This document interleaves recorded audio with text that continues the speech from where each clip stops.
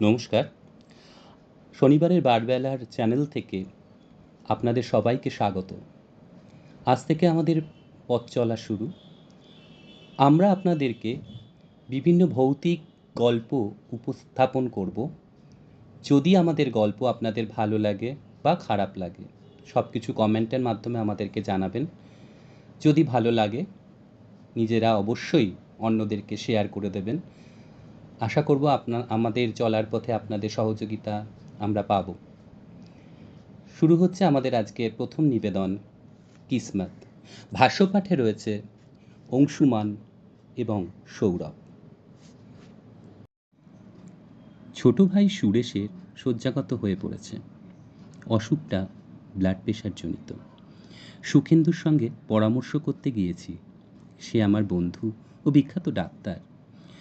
সুখেন্দুর দেখা পেলুম তার ডিসপেন্সারিতে।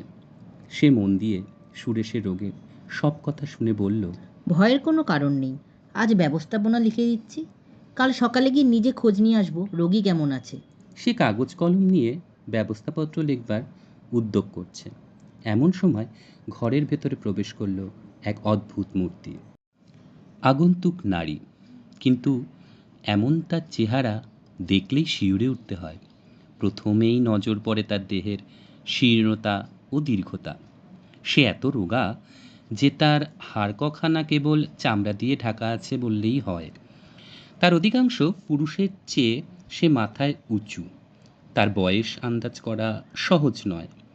30 হতে পারে, 50ও। পায়ে জুতো আছে বটে, কিন্তু তার বেশভূষা আধুনিক নারীর মতো নয়। তারপরই আমার দৃষ্টি আকর্ষণ করলো তার ভয়াবহ গায়ের রং। তা হচ্ছে একেবারেই মৃতদেহের মতো, রক্তহীন। অন্তত 2 দিনের বাসি মরার দেহের রং হয় এমন ধারাই। আমি 2 দিনের বাসি মরা কখনো দেখিনি, তবু কেন জানি না এই কথাই মনে হলো। সুখেন্দুরও মুখে চোখে ফুটে উঠল বিস্ময়ের ভাব। নারী অতি ক্ষীণ ও অস্পষ্ট স্বরে বললেও, আমি ডাক্তার ইজ বসুর কাছে এসেছি। সুখেন্দু বলল, আমারই ওই নাম, বসুন। আপনি কি কোনো অসুখ করেছে? নারী বসল না, দাঁড়িয়ে দাঁড়িয়েই বলল, আজ্ঞে হ্যাঁ। অসুখ কি? তাই জানবার জন্যই তো আপনার কাছে এসেছি। স্বর ক্ষীণ হলেও তার মধ্যে পাওয়া গেল যেন ব্যঙ্গের আভাস। সুখেন্দু উঠে দাঁড়িয়ে হাত দিয়ে একটা দরজা ঠেলে পাশের ঘরে ঢুকতে ঢুকতে বলল, বেশ, আমার সঙ্গে আসুন। নারীও তার পিছন পিছন চলল এবং পাশের ঘরে প্রবেশ করার আগে হঠাৎ আমার দিকে একটা দৃষ্টি নিক্ষেপ করল। আমার বুকটা ছ্যাঁত করে উঠল। আমি দেখলুম 2টো মাছের চোখ, সম্পূর্ণ ভাবহীন 2টো মরা মাছের চোখ। খানিকক্ষণ পরে ডাক্তার ও রোগিণী দুইজনেই পাশের ঘর থেকে বেরিয়ে এলো। সুখেন্দু টেবিলের ধারে বসে কলম হাতে নিয়ে শোধালো, আপনার নাম? আমোদিনী দেবী। ব্যবস্থাপত্র লিখে সুখেন্দু বলল, 2টো ওষুধ লিখে দিলুম, ব্যবহার করে কেমন থাকবেন জানাবেন। দর্শনী টাকা টেবিলের ওপর রেখে ব্যবস্থাপত্র নিয়ে রোগিণী দরজার দিকে অগ্রসর হলো। কিন্তু বাইরে যাওয়ার আগে তার একবার হঠাৎ ফিরে আমার দিকে তাকিয়ে গেল। আবার দেখলুম সম্পূর্ণ সেই 2টো মরা মাছের মতো চোখ। মনের অস্বস্তি মনেই চেপে রেখে সুখেন্দুকে জিজ্ঞাসা করলুম, ওর কি অসুখ হয়েছে? অ্যানিমিয়া, ভীষণ অ্যানিমিয়া। ও কেমন করে বেঁচে আছে বুঝতে পারলুম না। বাড়ির দিকে ফিরছি, গাড়ির ভেতরে বসেই দেখতে পেলুম রাস্তার ফুটপাতের ওপরে দাঁড়িয়ে আমার বাড়ির বৈঠকখানার জানলার দিকে তাকিয়ে একটা নারী মূর্তি। যেমন রোগা তেমনি ঢ্যাঙা তার চেহারা। গাড়ির শব্দে চমকে হকচকিয়ে একেবারে চেয়ে দেখি মূর্তিটা হন হন করে চলে গেল। তাকে দূর থেকে চিনতে পারলুম না বটে, কিন্তু কেন জানি না আবার মনে পড়ল সুখেন্দুর ডিসপেন্সারির সেই অদ্ভুত রোগিণীর কথা। আমার বাড়ির সামনে দাঁড়িয়ে আমার বাড়ির বৈঠকখানার দিকে তাকিয়ে মূর্তিটা কি দেখবার চেষ্টা করছিল। গাড়ি থেকে নেবে বাড়ির ভেতরে ঢুকতেই সেটা বুঝতে দেরি লাগলো না। বৈঠকখানার ভেতরে বাড়ির সব লোক এসে জড়ো হয়েছে। সকলেই হায় হায় করছে। নিশ্চয়ই ঘটেছে একটা কোনো অঘটন।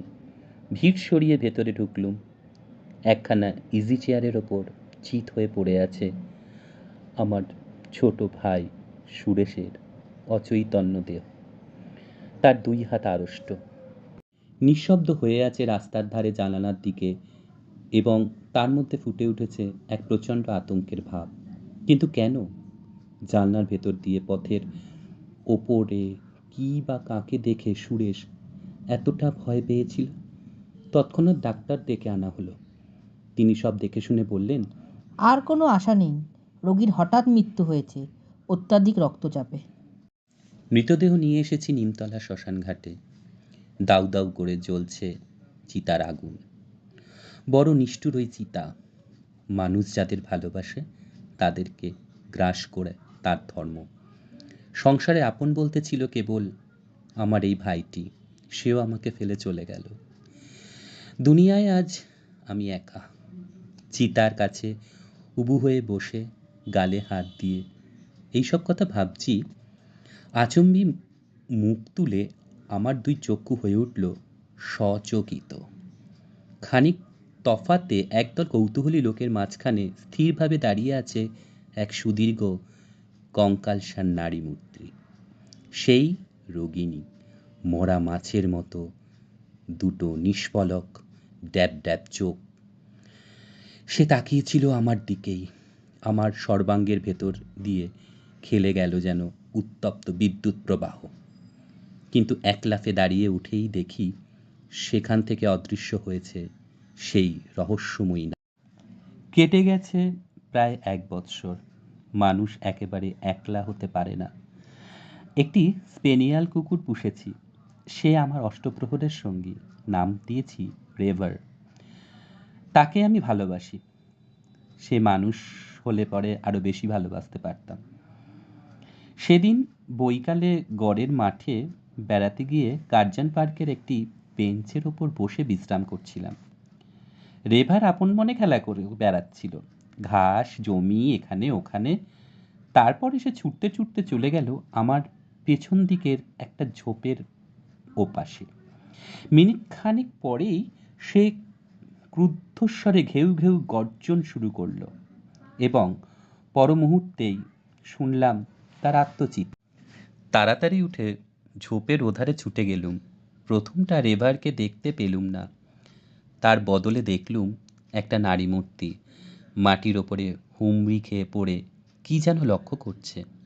আমার পদশব্দে চমকে উঠে ফিরে দেখতেই সে সোজা হয়ে উঠে দাঁড়ালো এবং হন্তদন্তর মতো দ্রুত পদে চলে গেল সেখান থেকে। কিন্তু দেখা মাত্রই তাকে চিনলুম। সেই রোগিণী। 2 চোখে যার মরা মাছের মতো বিস্ফোরিত ও ভাবহীন।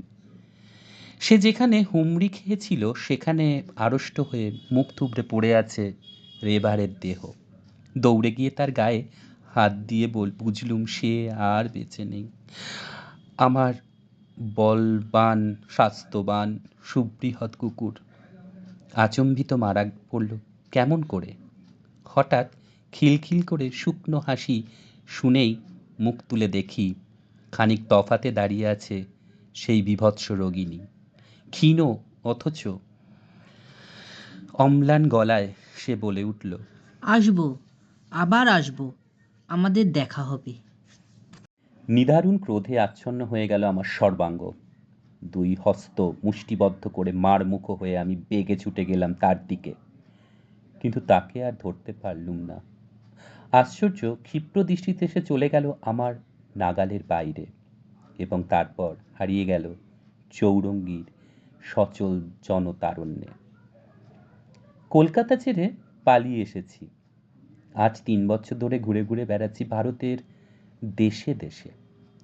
সেই শরীরী অমঙ্গল এখনো আমাকে দেখা দেয়নি, কিন্তু আমার মন বলে এখনো সে আছে আমার পিছনে পিছনে। শেষবারের মতো আবার তার চরম দেখা পাবো যে কোনো দিন, যে কোনো মুহূর্তে। সে কি আমার নিয়তি?